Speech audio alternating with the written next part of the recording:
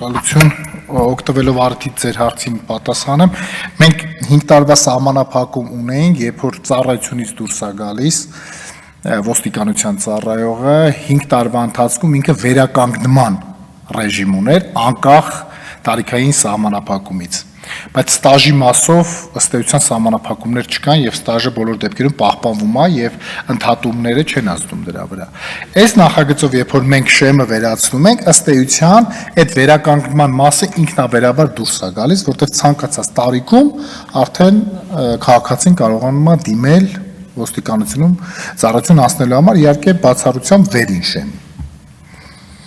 Պարոն Խաչատրյան, ձեր առաջարկը ընդունելի է, մենք կաշխատենք արագ ռեժիմով ընդունել եւ լրամշակել նախագիծը։ Շնորհակալ եմ, պարոն։ Հարգելի գործընկերներ, քննարկում ենք կառավարության կողմից ներկայացված Հայաստանի Հանրապետության քրեական օրենսգրքում փոփոխություններ եւ լրացումներ կատարելու մասին եւ կից ներկայացված օրենքների նախագծերի փաթեթը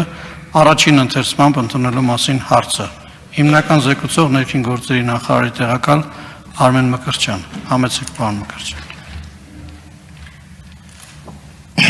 Շնորհակալ եմ ազգային ժողովի հարգարժան փոխնախագահ, հարգելի պատգամավորներ, քննարկման է ներկայացվում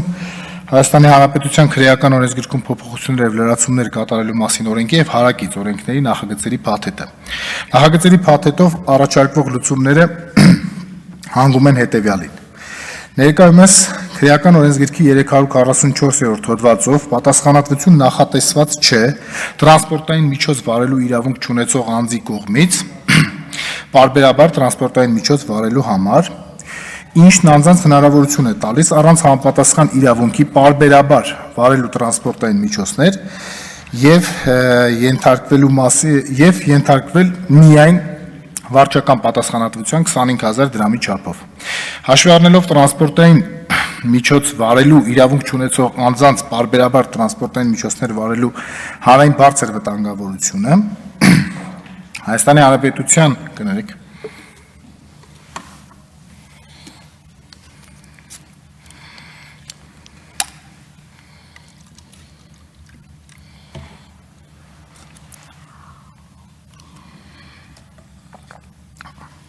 Հայաստանի Հանրապետության քրեական օրենսգրքում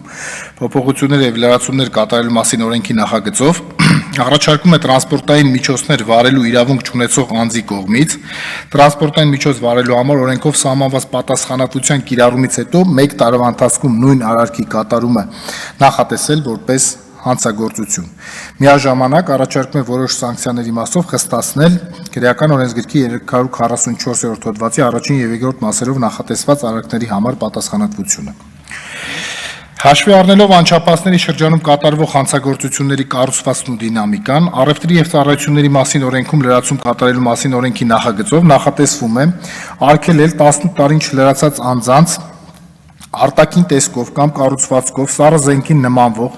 եւ արտադրական, կենցաղային, տնտեսական, ուսումնական, մշակութային կամ դեկորատիվ նշանակություն ունեցող առարկաների, սարքերի կամ գործիքների վաճառքը։ Իսկ վարչական իրավախախտումների վերաբերյալ օրենսգրքում փոփոխություններ եւ լրացումներ կատարելու մասին օրենքի նախագծով առաջարկվում է նախատեսել վարչական պատասխանատվություն 18 տարին չլրացած անձանց նման առարկաներ, սարքեր կամ գործիքներ վաճառելու նշված անձանց այդ առարկաների, սարքերի կամ գործիքների վաճառքին ներգրավելու, ինչպես նաև 16-ից մինչև 18 տարեկան անձանց կողմից նշված առարկաները, սարքերը կամ գործիքները կրելու համար։ Արդյունքում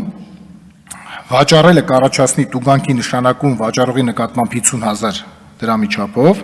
վաճառքի մեջ ներգրավելու համար 100000 դրամի չափով, իսկ կրելը կառաջացնի տուգանքի նշանակում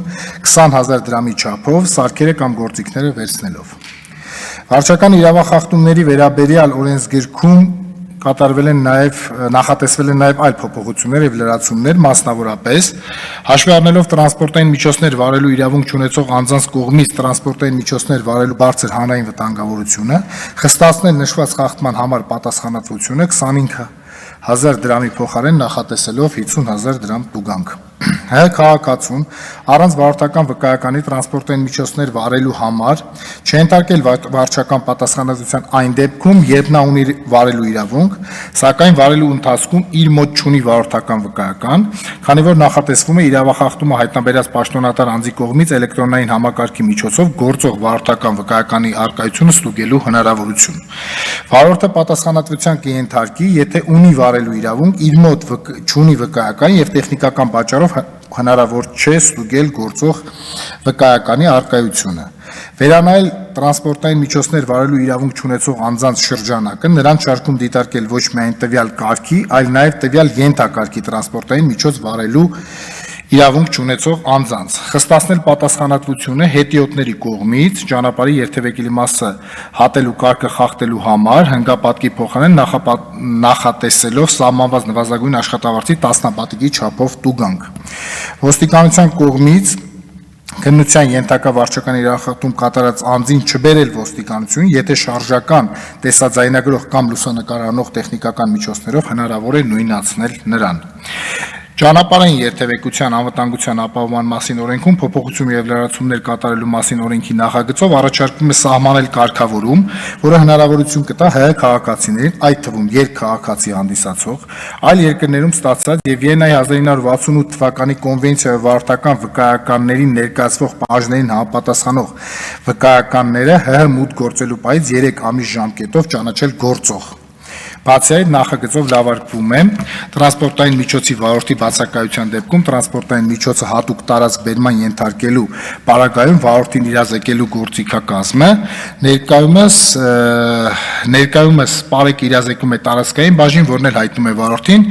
իսկ նախատեսվող կարգավորման դեպքում պարեկը կհայտնի օպերատիվ կառավարման կենտրոն, որն էլ կհայտնի վարորդին ըստ էության ժամկետները կկրճատվեն, նաև ոստիկանության մասին օրենքում լրացում է կատարվում,